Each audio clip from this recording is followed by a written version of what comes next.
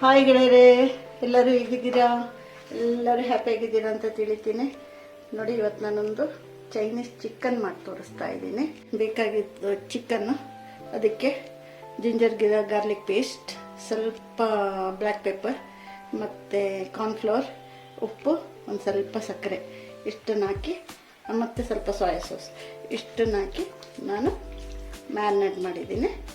ಅದನ್ನು ಎಣ್ಣೆಯಲ್ಲಿ ಹಾಕ್ತಾಯಿದ್ದೀನಿ.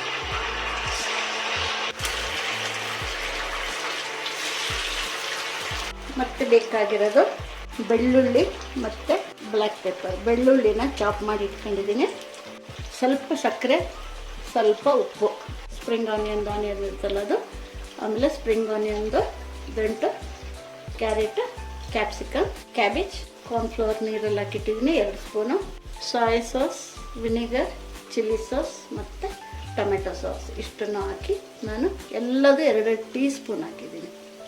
ಎಲ್ಲದೂ ಹಾಕಿ ಮಿಕ್ಸ್ ಮಾಡಿಟ್ಟಿದ್ದೀನಿ.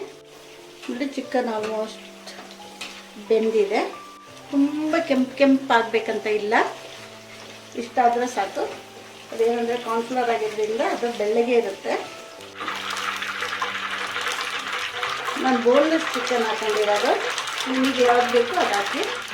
ನೋಡಿ, ಒಂದು ಸ್ವಲ್ಪ ಕ್ಯಾಶ್ಯೂನು ನಾನು ಫ್ರೈ ಮಾಡ್ಕೊಳ್ತಾ ಇದ್ದೀನಿ. ಆಗಲೇ ನನಗೆ cashew ತೋರ್ಸೋಕ್ಕೆ ಮರ್ತೋಯ್ತು.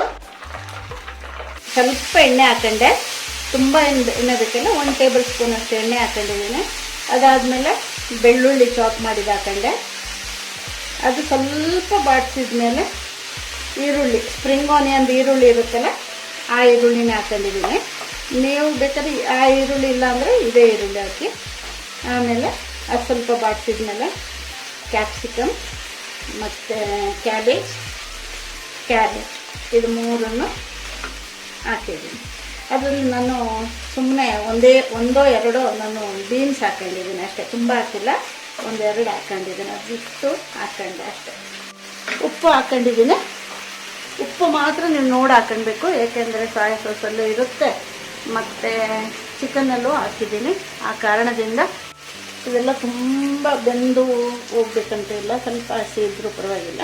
Chilli sauce, soya sauce, tomato sauce, vinegar 4 ಹಾಕ್ಕೊಂಡ್ಬಿಟ್ಟು ಮಿಕ್ಸ್ ಮಾಡಿ. ಈ ಚೈನೀಸ್ ಫುಡ್ಡಲ್ಲಿ ಏನಂದರೆ ತರಕಾರಿಗಳು ತುಂಬ ಮಕ್ಕಳು ಹೊಟ್ಟೆಗೆ, ಒಳ್ಳೊಳ್ಳೆ ತರಕಾರಿಗಳು ಮಕ್ಕಳು ಹೊಟ್ಟೆಗೆ ಹೋಗುತ್ತೆ.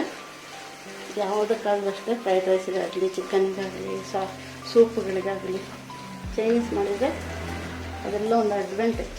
ಇದಕ್ಕೊಂದು 1/4 ಸ್ಪೂನು ಸಕ್ಕರೆ ಹಾಕ್ಕೊಂತೀನಿ. ನೋಡಿ, 1/4 ಸ್ಪೂನ್ ಸಕ್ಕರೆ, 2 ಸ್ಪೂನಷ್ಟು ನಾನು ಮೆಣಸಿನ ಪುಡಿ ಇಟ್ಟಿದ್ದೀನಿ.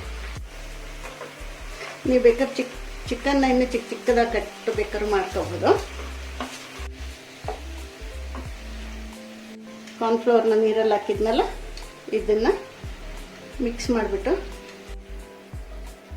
ನಿಧಾನಾಗೆ ಮಿಕ್ಸ್ ಮಾಡಿದರೆ ಸಾಕು ಅಷ್ಟೇ. ಇನ್ನೊಂದು ಸ್ವಲ್ಪ ಹೊತ್ತು ಬೇಯಲಿ, ಮಿಕ್ಸ್ ಮಾಡಿಬಿಟ್ಟು ಸ್ವಲ್ಪ ಹೊತ್ತು ಬೆಂದರೆ ಅದು ಸರಿ ಆಗುತ್ತೆ.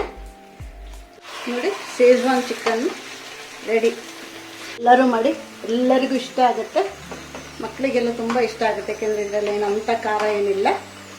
ಎಲ್ಲರಿಗೂ ಮಾಡಿಕೊಡಿ. ಇಷ್ಟ ಆದರೆ ಲೈಕ್ ಮಾಡಿ, ಶೇರ್ ಮಾಡಿ, ಸಬ್ಸ್ಕ್ರೈಬ್ ಮಾಡಿ, ತಿಂದು ನೋಡಿದ ಮೇಲೆ ಕಮೆಂಟ್ಸ್ ಮಾಡಿ.